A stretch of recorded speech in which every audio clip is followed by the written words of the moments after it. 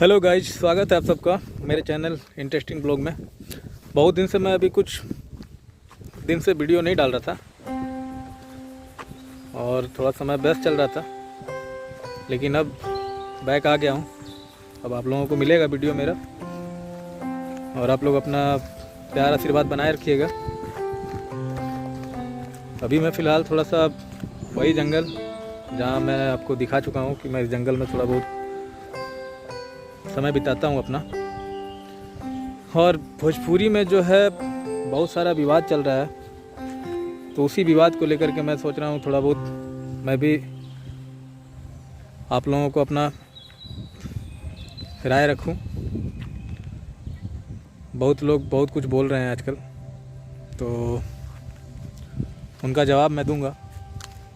थोड़ा सा इंतज़ार कीजिए।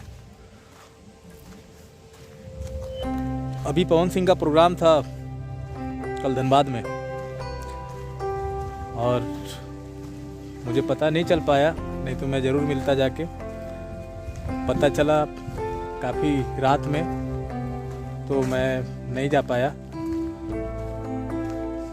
बहुत ही मन था मेरा कि उनसे मिलूं, लेकिन कोई नहीं, नेक्स्ट टाइम। बाकी देखते रहिएगा, मेरे चैनल को सब्सक्राइब कर लीजिएगा जो नहीं किए हैं। बाकी अभी के लिए बाय, थैंक यू।